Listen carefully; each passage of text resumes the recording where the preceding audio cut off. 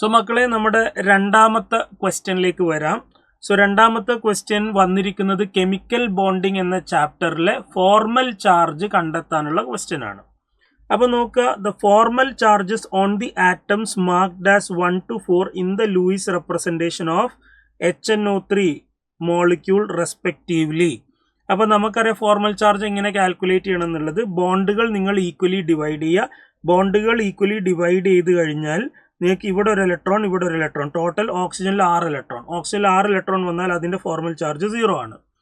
ഇനി നൈട്രജനിൽ നിങ്ങൾ ഇവിടെ ഒരു ഇലക്ട്രോൺ ഉണ്ട്, നൈട്രജനിൽ ഇവിടെ 2 ബോണ്ട് ഉള്ളതുകൊണ്ട് 2 ഇലക്ട്രോൺ, ഇവിടെ ഒരു ഇലക്ട്രോൺ കൂടി ഉണ്ട്. അപ്പോൾ ടോട്ടൽ നൈട്രജന് ചുറ്റും ഇപ്പോൾ 4 ഇലക്ട്രോൺ.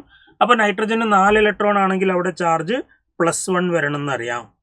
ഇനി അടുത്തത് മൂന്നാമത്തത് നോക്കുമ്പോൾ മൂന്നാമത്തെ ഓക്സിജൻ അവിടെ 2 ഇലക്ട്രോൺ കൂടി ആഡ് ചെയ്യണം, കാരണം 2 ബോണ്ട് ഉണ്ട്. സോ ടോട്ടൽ 6 ഇലക്ട്രോൺ ആണെങ്കിൽ ഫോർമൽ ചാർജ് 0 ആണെന്നറിയാം. ഇനി ലാസ്റ്റ് നാലാമത്തെ ഓക്സിജൻ നോക്കുമ്പോൾ അവിടെ ഒരു ഇലക്ട്രോൺ കൂടി ആഡ് ചെയ്യണം. അപ്പോൾ അവിടെ ടോട്ടൽ ഇപ്പോൾ 7 ഇലക്ട്രോൺ ആയി, എന്ന് വെച്ചാൽ ഒരു ഇലക്ട്രോൺ അധികം വന്നു. So that is -1. അപ്പോൾ നമുക്ക് കിട്ടുന്നത് 0 + 1 0 -1. 0 + 1 0 -1 ആണ് കിട്ടുന്ന order. So the answer is option 3.